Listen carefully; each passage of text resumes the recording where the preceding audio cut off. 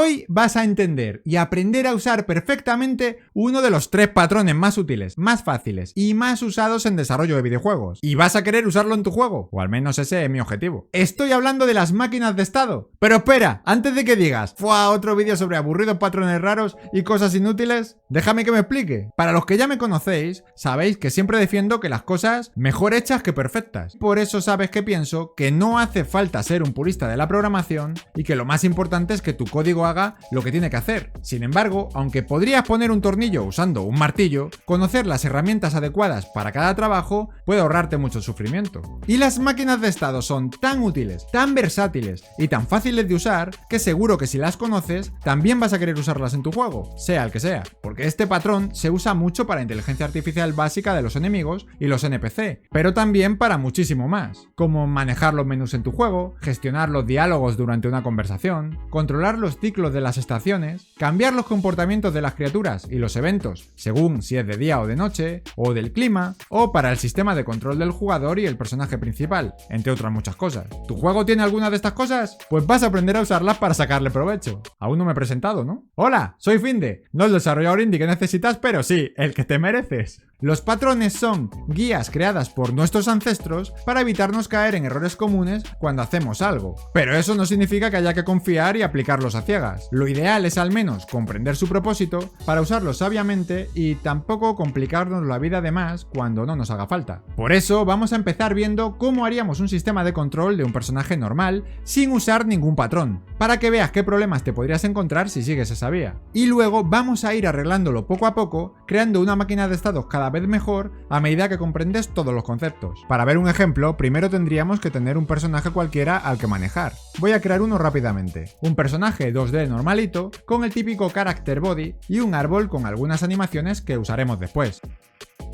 En su script, de momento, habría poca cosa. Solo le daríamos la vuelta para que mire hacia un lado o hacia el otro, según hacia dónde se mueva, y poco más. Aún no hace nada, salvo existir. También podríamos tener para empezar un nivel donde metemos este personaje básico y un suelo con forma de plátano. Sí, Fredo es terraplatanista. Esto no es importante, así que no te preocupes si no lo entiendes. Es nuestro punto de partida, lo que podríamos tener, por ejemplo, en un proyecto cualquiera para empezar. Ahora es cuando empezaríamos en nuestro proyecto a escribir el sistema de control. Y como quiero hacerlo bien, pues decido que voy a meterlo todo en un componente separado, así que creo un nuevo nodo de tipo nodo y lo llamo Player Control, donde separaré el movimiento del resto de lógica del personaje. Y ahora te voy a enseñar un ejemplo de lo que me pasaría si no uso una máquina de estados. Primero, creo una referencia para poder comunicarme con el nodo del character body, donde he metido este componente que va a controlar su movimiento. Y como la función PhysicProcess se ejecuta en cada frame del motor de físicas, pues podría bastar con detectar aquí si acabamos de pulsar alguna tecla y en ese caso modificar la velocidad del personaje como le corresponda. Por ejemplo, primero modifico la velocidad del personaje en la dirección que sea, según si se ha pulsado la flecha izquierda o derecha, y de paso, para que se vea más bonito, activo la animación de correr.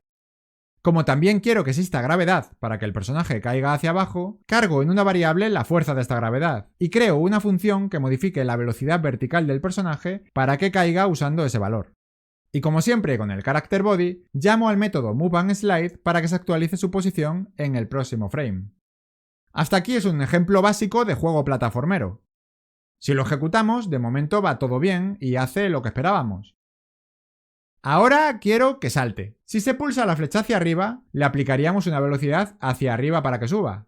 Fácil, ¿no? Pero... sí que salta, pero si le doy otra vez arriba cuando está en el aire, vuelve a saltar y... ¡podemos volar! A ver, está guapo, pero no es lo que quiero. Así que, para arreglarlo, usaría algún tipo de flag booleana. Cuando el personaje salta, la pongo a verdadero, para saber que está saltando. Y si está en verdadero, no salto otra vez. Y cuando vuelva a tocar el suelo, la pongo en falso para poder permitir un nuevo salto.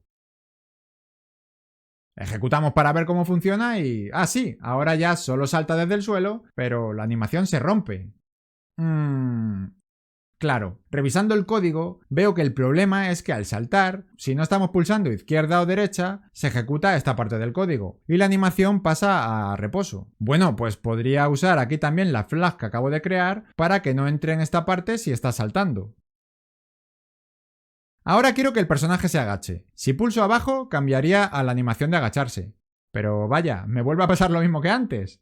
Así que creo que tengo que crear una nueva flag para cuando se agache. La pondré a falso cuando se deje de pulsar el botón de abajo. Y la tengo que tener en cuenta por aquí para ver qué pasa si me estoy agachando durante el reposo, mientras corro o al saltar. Ahora sí, pero... Uf, qué raro es esto. Si salto y le doy a agacharme en el aire, hace como una especie de rana. Y si me agacho y corro, no sé ni cómo llamar a esto. Supongo que tendré que meter también esta flag por aquí para que no corra estando agachado y por aquí para no agacharse cuando está saltando y...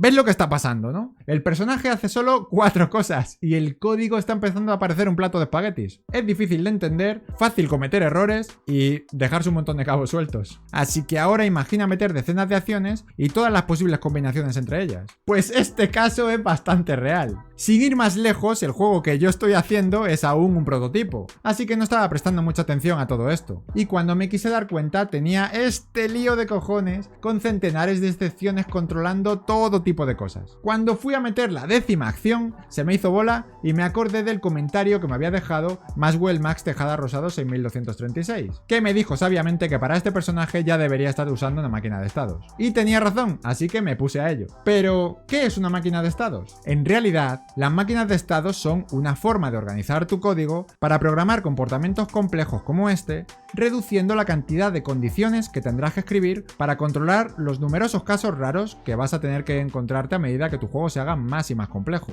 Es decir, resumiendo, que sirven para programar comportamientos complicados de formas más sencillas. Y por eso normalmente también más fácil de mantener y menos propensa a errores. Mira, vamos a aclararnos. Si coges un papel y dibujas el esquema con lo que puede hacer nuestro personaje hasta ahora, se ve mucho más fácil. Puede estar quieto, correr, saltar o agacharse. Y para pasar de un estado a otro, tendría que ocurrir algo, ¿verdad? Por ejemplo, al pulsar derecha o izquierda, empieza a correr. Si pulsa abajo estando parado, se agacha. Y si pulsa arriba mientras corre, saltará. Joder, así pintado no parece tan difícil, ¿verdad? Pues esto es básicamente una máquina de estados. Cada caja es un estado, y las flechas son las acciones que hacen que pase de un estado a otro. No hay flags por ningún sitio, porque lo que pueda ocurrir en cada momento está limitado por el estado en el que se encuentra. Y puede aplicarse a multitud de cosas. De hecho, te sorprenderían las pocas cosas que no pueden implementarse usando una máquina de estados. Así que para que comprendas todos sus conceptos, ahora vamos a ir modificando este código espagueti que hemos escrito para convertirlo en una máquina de estados muy básica y luego ya la iremos mejorando poco a poco. Primero voy a reemplazar el componente de movimiento que acabamos de hacer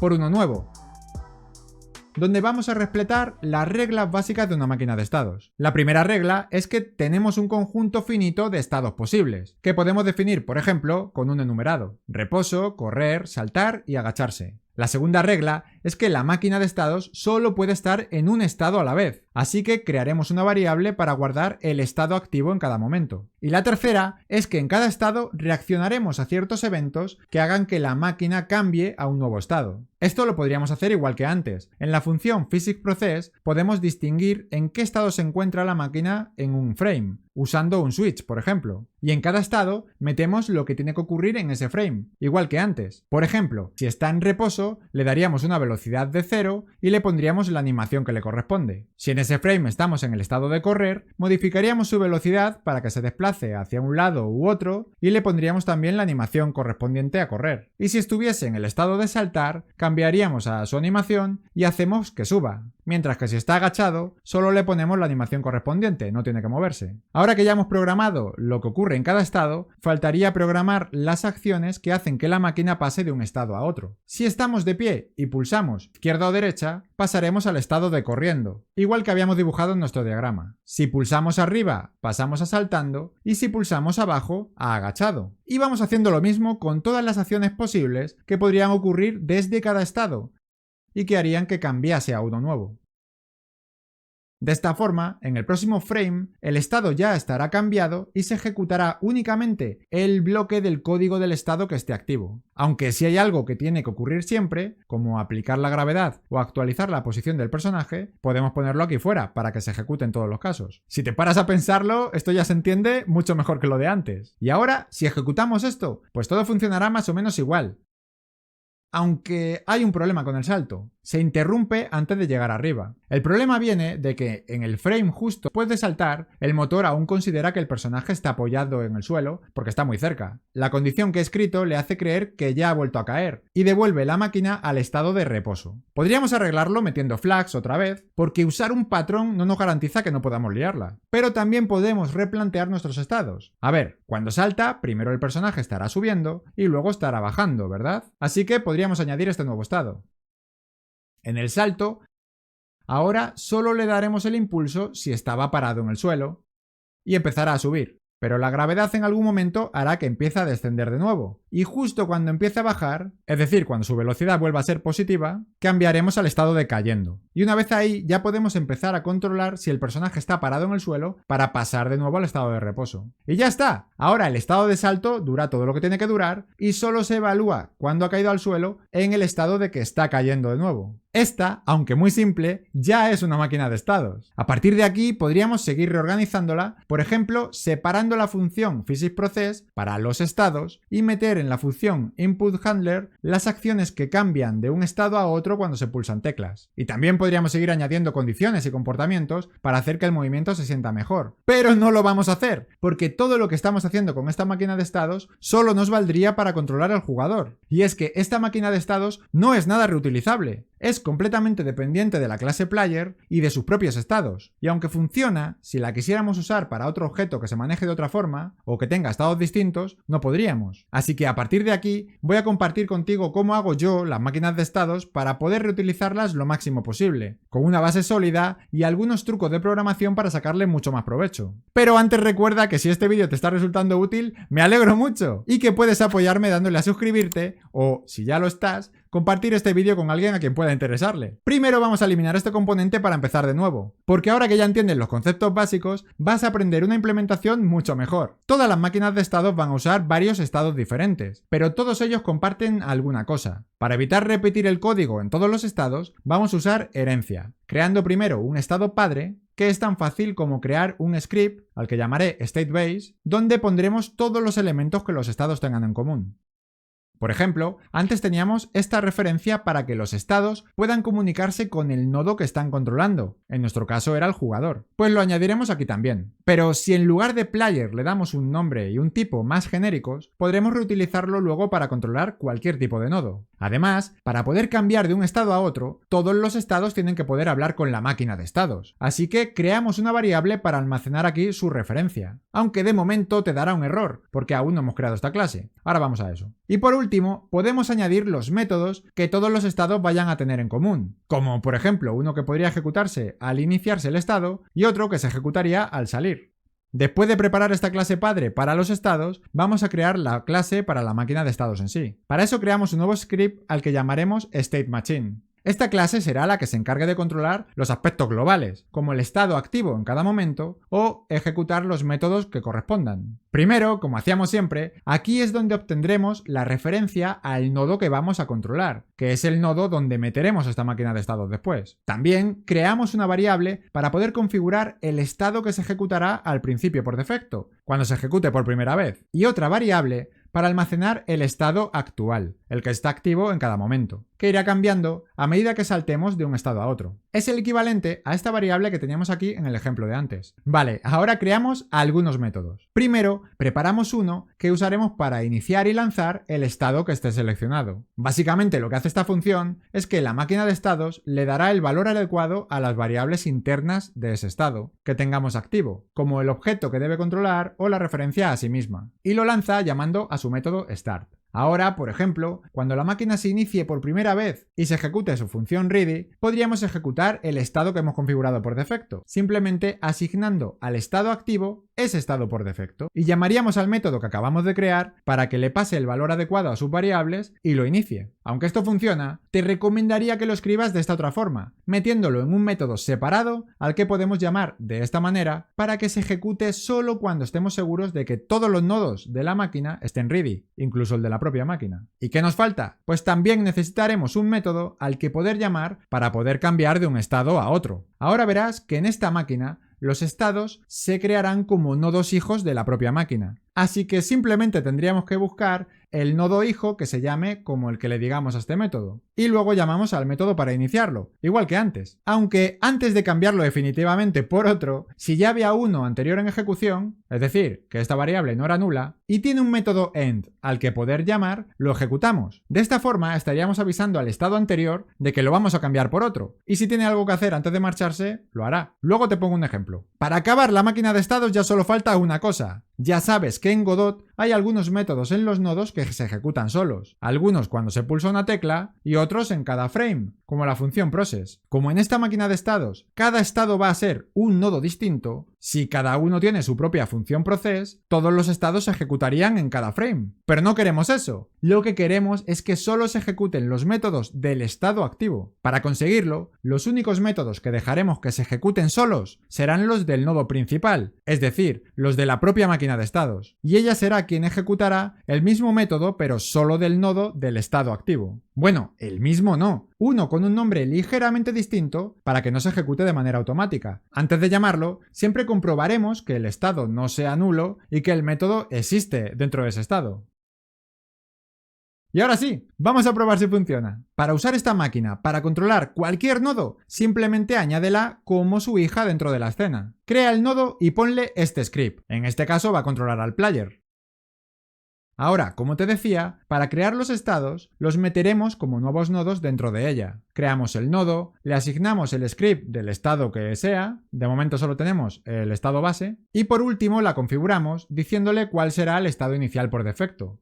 Ahora sí, si ejecutamos verás en el log que se ha inicializado ese estado. ¡Estupendo! Sabemos que al menos en parte está funcionando, pero el personaje no se mueve, ni se cae, ni hace nada. ¿Qué está pasando? Bueno, es que esto que hemos hecho hasta aquí era lo difícil. Es el esqueleto de una máquina de estados que podemos usar para cualquier cosa. Si eliminamos este estado de prueba, que no hacía nada, y guardamos la escena de la máquina de estados, esto ya sería un componente que podríamos asignar a cualquier otro nodo para controlar también su comportamiento. Así que si todo esto te ha parecido un poco complicado, deberías alegrarte, porque a partir de ahora no vas a tener que volver a repetirlo nunca más. Esta máquina de estados te vale para todo. Pero claro, en algún sitio tendremos que hablar con algún objeto concreto, como el personaje, y llamar a métodos que únicamente él tiene, como en este caso moverlo, saltar o agacharse, o si fuera un semáforo, ponerlo en rojo o verde, o si fuera el clima, hacer que llueva o haga sol. Y para eso vamos a crear sus propios estados personalizados. Es muy fácil, ya verás. Primero crea un nodo dentro de la máquina para cada uno de los estados, igual que los que teníamos antes, reposo, saltar, agacharse, aunque para no enredarme mucho, de momento voy a empezar solo con dos, reposo y correr, ya que lo que me interesa es que comprendas cómo se usa la máquina de estados, y los demás estados van a ser repetir lo mismo. Voy a crear una carpeta separada para meterlos. Ahora crea un script para cada uno de los estados.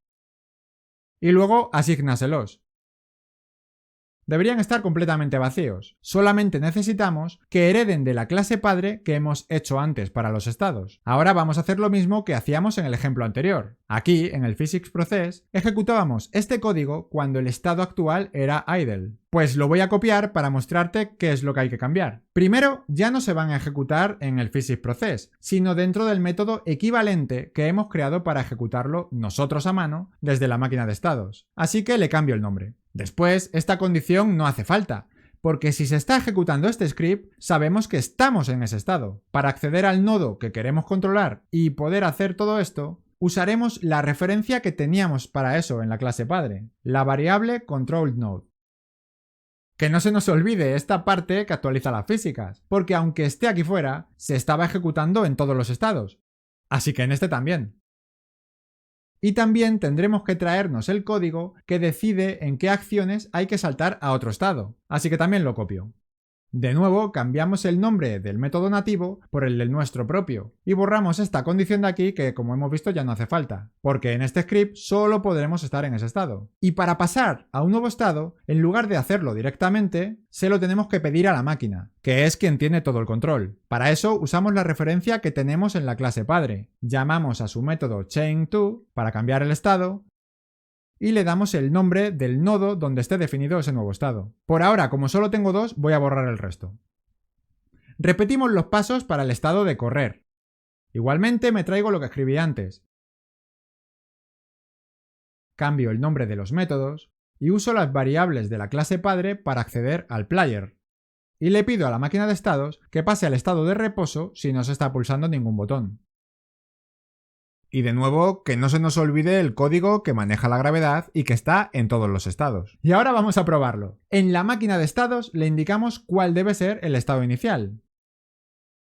Si ejecutas el juego, verás que funciona perfectamente. Igual que antes, podemos correr o pararnos, pero ahora nuestro código está particionado de manera que en cada momento solo se está ejecutando el nodo que le corresponde al estado activo. Y además, hemos creado un componente genérico que puedes utilizar para manejar cualquier cosa mediante una máquina de estados. Aunque esta sigue siendo una máquina muy sencilla, ahora es mucho más robusta y mucho más limpia. Y si no, compárala con esto.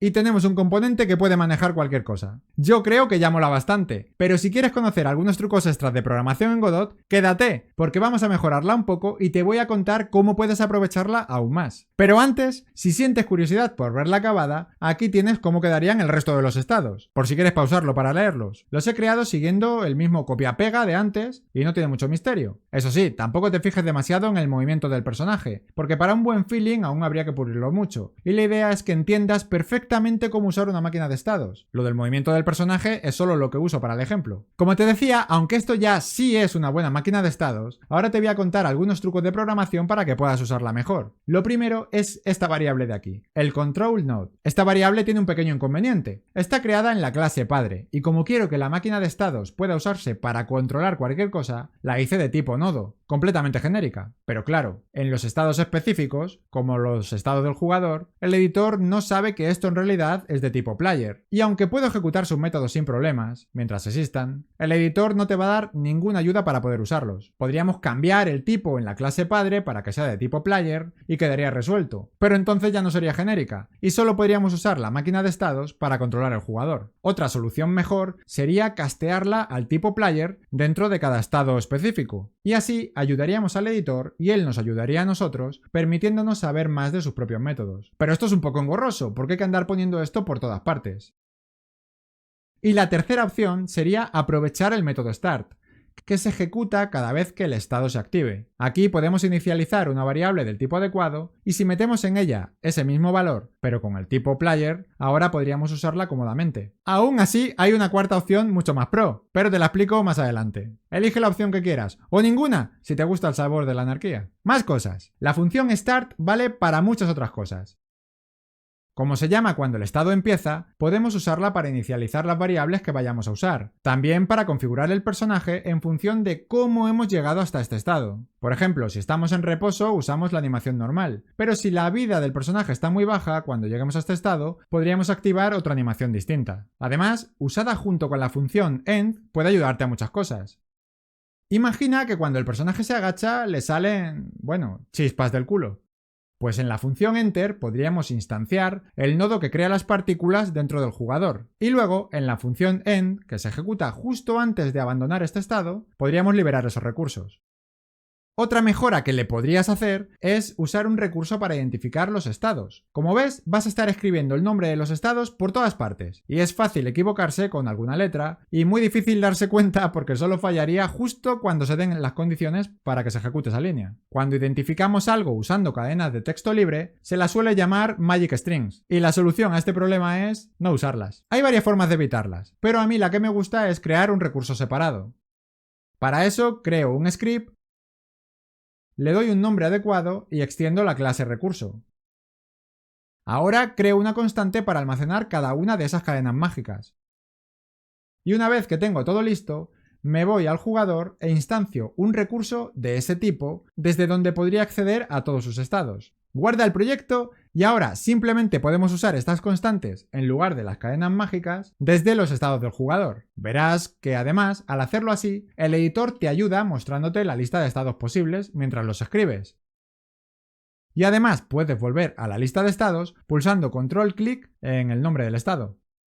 Está más guapo, ¿no? De hecho, así es como estoy accediendo también a las animaciones, que seguro que ya te habías fijado de que estoy usando un recurso para evitar estas Magic Strings. Para ir acabando, vamos a ver otro problema muy habitual. A menudo, algunos estados son muy parecidos entre sí. Por ejemplo, en nuestro caso, todos los estados están afectados por la gravedad, por lo que estamos repitiendo siempre este mismo código. Para poder acceder al valor de la gravedad, y este otro para poder aplicarla y que el personaje caiga. Repetir el código suele ser innecesario y difícil de mantener, así que vamos a resolverlo usando de nuevo la herencia. Si en este caso tenemos estados afectados por la gravedad, vamos a crear, por ejemplo, un nuevo estado padre donde podamos mover todo ese código común. Igual que siempre, creamos un nuevo script y le damos un nombre adecuado. Le podemos dar un nombre de clase y, como a todos los estados, tiene que extender nuestra clase padre de los estados, el state base. Ahora movemos aquí todo el código que repiten los estados que tienen gravedad. Y para que puedan acceder a estos nuevos métodos, hacemos que extiendan esta nueva clase en lugar de la clase base principal. Y podemos ir borrando el código duplicado porque ahora ya es innecesario. A este tipo de máquinas se les llama máquinas de estado jerárquicas, porque si te fijas, los nodos heredan comportamientos sin tener que repetir el código, extendiendo clases de padres a hijos mediante una jerarquía que podríamos dibujar en forma de árbol. Este es un ejemplo muy sencillo, y podrías llegar tan lejos como necesites. Por ejemplo, podríamos crear un nivel aún más alto en la jerarquía para ese código que comparten todos los estados del jugador, y poner aquí esa variable que todos comparten, el player. Creamos un nuevo script y definimos dentro sus métodos get y set para que internamente accedan a la variable genérica. Si ahora todos nuestros estados de jugador heredan de esta clase, ya no necesitamos hacer nada de esto para acceder a la variable player con un tipo específico adecuado.